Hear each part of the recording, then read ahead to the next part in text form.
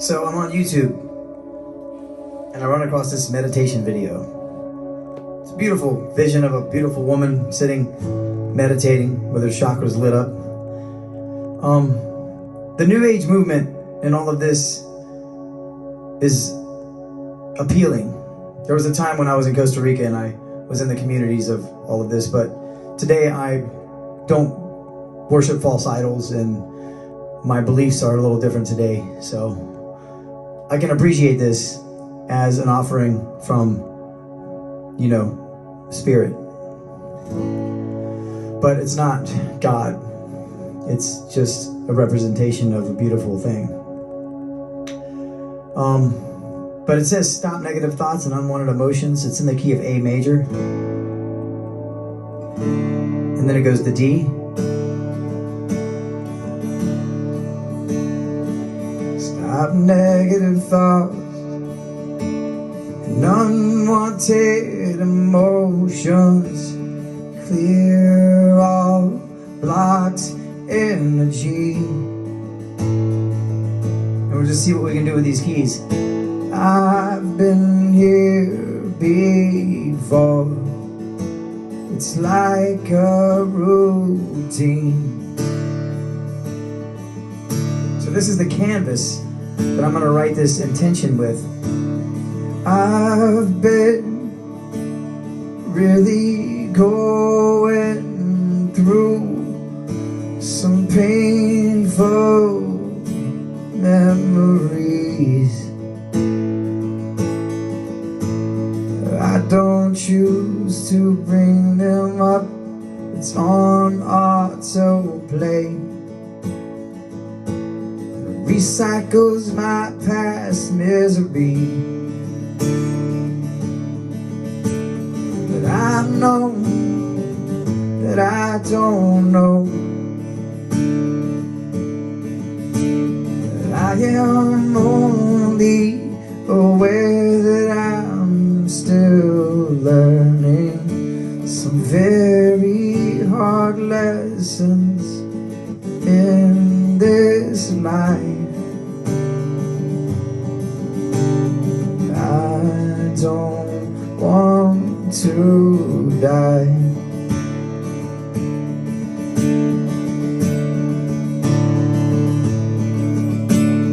I've been suffering.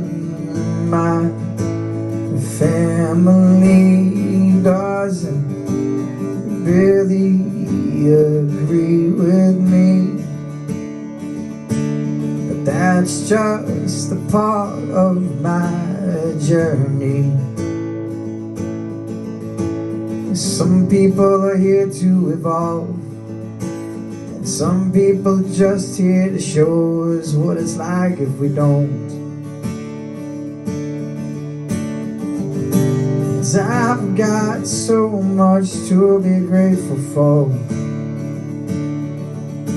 I live in abundance and always have.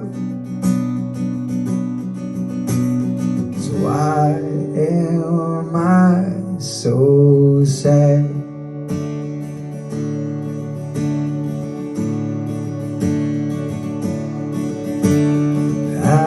Realized that when I walked away, people had things to say. I do my best to make others happy and stumble along the way. I'm not the most charming of types. I don't mind. I'm not trying to be the most popular one or the most important one. Over time, I've done pretty well, and I've tried to help others that struggle, but it's not my place to fix any of those pricks. Anyway, that's just an idea to take these meditation videos, because they're tuned. This is straight up A440, so that's cool. Some of them get esoteric and start doing 432, 528 and all that stuff. But this is a really beautiful meditation. It's like an active musical meditation for me, because God knows I carry so much stress and toxicity from being out in the world around undesirable people, undesirable situations at times. Not always, but sometimes you get to that place where it's like, oh, I feel just disgusted by being in that room with those people, and the glances and the judgment and just the uncomfortable bullshit. Like, being around people these days is just draining. It's not like it used to be. Like, technology has just taken its toll on humanity and our ability to be social creatures anymore. And it's a different world. I don't like it. And I'm grateful that I have a spiritual practice, and I have music, and I have a way to let it out, because a lot of people are walking around with pent-up anger, trauma. I was one of those people. I still have some anger and some pain that I'm struggling with my family, because they're very toxic. They're addicts. They're criminals. They're very just like not me anymore. I was raised in this family, so obviously I've had to do some work to move away from them. But as I moved away from them, they started to attack me even more. And I've been suffering from that, because I love my family dearly, but I cannot subscribe and co-sign their BS. I refuse to. They're undisciplined. They lie, manipulate, steal, gaslight, codependency. Is all gross. And it's just the stuff I've been working through for the last 10 years. I'm not even recognizable anymore to who I was 10 years ago. A lot of people say that, and that's great. I'm grateful for that, because I didn't like who I was 10 years ago. I still struggle today with who I am and how I show up, because I want to make sure that I bring value. So that being said, I do things like this to process. Recently, one of my family members went online and had a freak out because they OD'd, and their psychosis and their drug issues and their pain and anger towards me after I tried so hard to help this person out was just excruciating, to the point where they needed to try to destroy me and defame my character. And it's been doing a toll on my psyche for 2 years now, since I hired him for my company, and he completely destroyed it and made a complete mess. But I was lucky to hang on to my position, because I bring value to this company. And it's been tough. I'm grateful to still have my job there. I really love these people. They treat me like so respectful. I know I can be a weird dude sometimes. I know that I can, I try to keep up professional boundaries. I don't party with them. I don't hang out with them, but they always show me grace and love. And I'm so grateful for that, because I know I can be an awkward dude sometimes. I'm a little on the spectrum, and I realized that. I kind of didn't get a lot of memos growing up. I didn't go to school a lot. I ditched school. I got my GED at 17. I didn't go to college. I missed out on a lot of parties and a lot of social outings, because I was in my room practicing the scales and music. And so I'm an odd dude. I understand that, and I'm okay with that. But when people weaponize the word weird, and with their intention try to cut you down or hurt you with that word, it's very, very, it's sad, and it hurts. And these are people that you thought that loved you and accepted you, but they didn't. They were talking about you the whole time. You realize this, that they had no respect, and they don't care about you. And this is a hard pill to swallow, that people are cruel, and they are so hurt and dealing with their own stuff that they have to project themselves onto other people. You may not be weird. You may just be yourself and grounded in who you are, and it's just not a people pleaser, and it's not somebody that's quick to the social cues and charismatic and the life of the party, like I see a lot of guys struggling to do, to be alpha when they're actually beta. It's really sad to watch. And it's all for the sake of getting laid, playing the game, getting girls, and they mow through these girls. It's like it's the game. It's the dating game, and girls do it too. But my point is this: when you attack somebody with insults, with words like weird, you're actually complimenting them, because you're putting up a divider in between you and them because of your anger and your hate and your problems, your psychosis, your psychological issues, your depression and your pain, as you project that onto people. And when you insult other people, you're just hurting inside, and so you're trying to hurt them, and it's obvious. And it's sad, because there's a lot of really beautiful souls that have been in my life that turned out to be complete two-faced backstabbers, people that would ruin, like, just talk about me behind my back. And I'm aware of how it comes back around, and so today I travel solo. Like, I've always been a solo artist, but I'd rather not occupy my mental space, my bandwidth. I only have so much as it is with people's opinions of me. It's none of my business what people think about me. And it's none of my business what conversations are being had about me. I'd rather not know, but sometimes people are like, oh, you should hear what this guy said about you. I'm like, no, I don't want to know. Fuck off. And that's how it's been lately, because I don't need any more drama. I don't care. Like, people are fucked up. People are jealous. People are angry. People are hurt. And I don't care. Like, it's not my business. I've already got my own issues. So I say that to say this: my brother is hurting and still hurting, and I'm still not talking to him. I shut him off. He's defamed my character. I could sue him for slander, but he's poor and homeless if he doesn't have his girlfriend, and he's just really pathetic. But he stands on this tower of pride and ego and, like, slandering me and throwing my whole family under the bus, and really disgracing my family because of his ego and his pride, because he got hurt, because he tried to take advantage of me and rip me off, because he's a con artist. He's a criminal. He belongs in jail or in a rehab, and I'm not going to co-sign his bullshit. And you guys can come attack me all you want, like you've been doing, but I'm not going to do it. I love my brother too much to say, dude, that's cool, because it's far from cool. My brother has way more potential than what he's showing, and I want him to be the best version of himself. Nobody loves my brother more than I do, so fuck off, all of you. When you're going on there and you're liking and you're subscribing and you're giving him all that praise, you're not helping. You're feeding his ego. That's not who he is. It's just an idea. But if that's what's keeping him alive, then cool. Slam me all you want, because I love my brother. I'd rather sacrifice myself so that my brother can stay alive for his kids. But this rhetoric online and all the bashing and the people that have revealed themselves as my enemies, after I've bought you, I paid you, got you gigs, paid for your services, visited you in the hospital, took you out to lavish dinners. You're exposing yourselves as somebody that is not my friend. You're my enemy.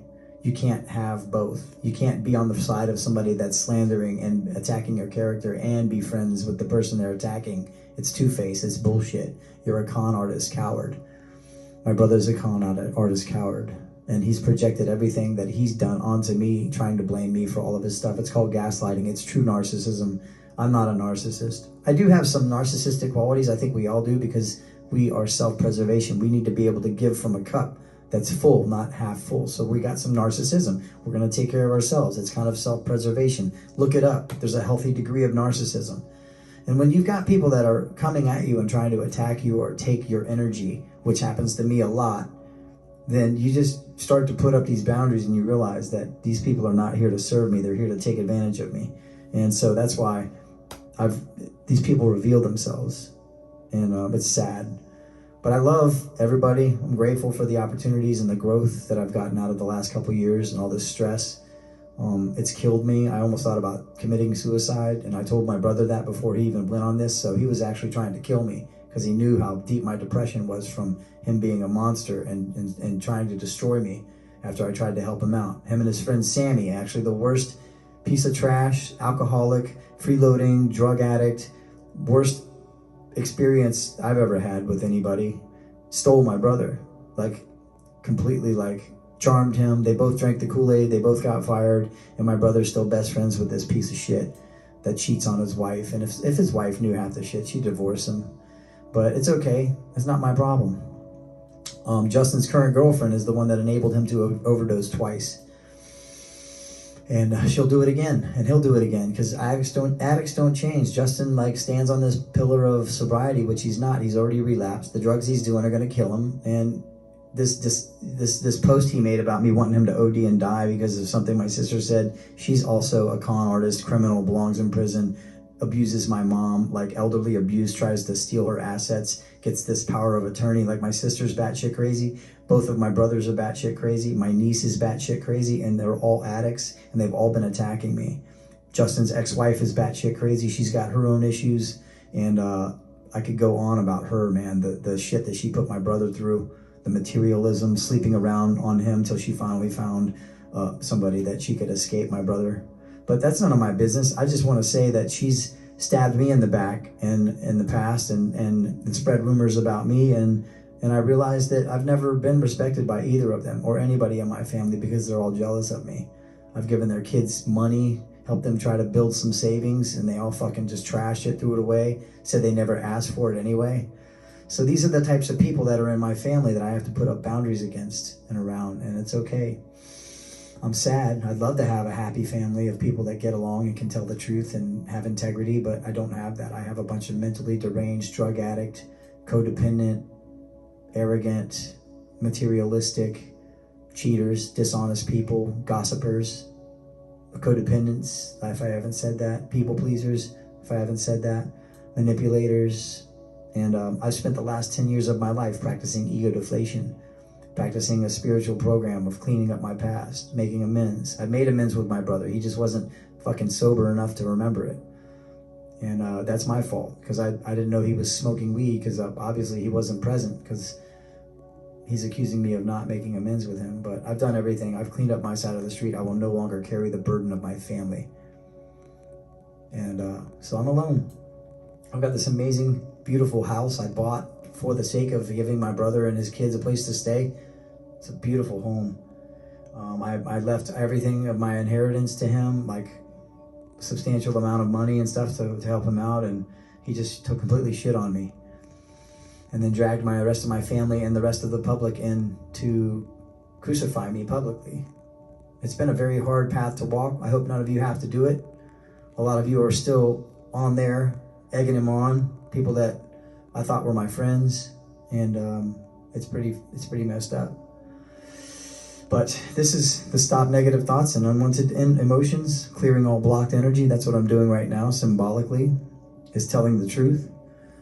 Sammy is the worst thing that ever happened to my brother. It's my fault that I hired my brother to come into this company. He wasn't worthy, and he was starting to have conversations above his pay grade. He almost burned it all down. He cost us 5 figures in contracts.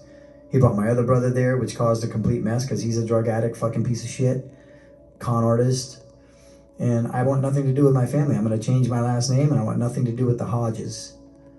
Actually, my dad's last name is Hodge. I'll keep that for the sake of that, but the rest of my family needs to change their names to McEwen.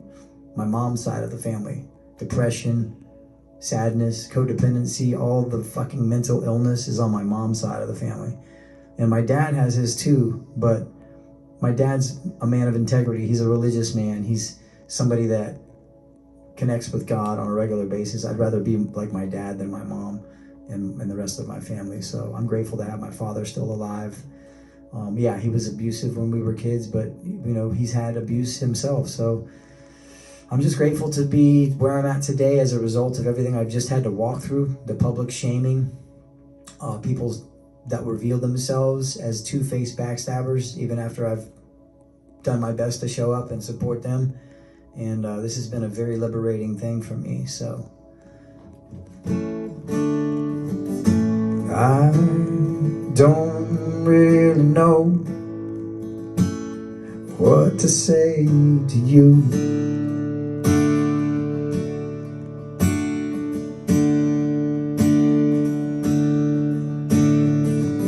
It's obvious that we need to part ways, 'cause I'm on a different journey with a different view.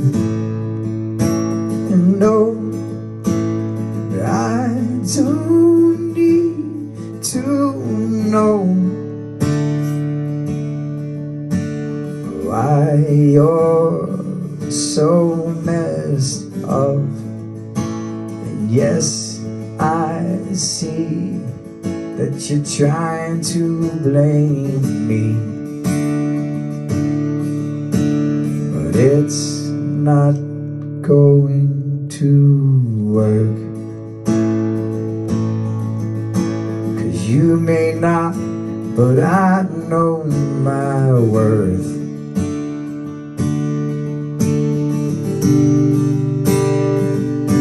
So I'm gone off to write this song and manifest something beautiful with my pain. I am grateful for all of my everything. Cheers.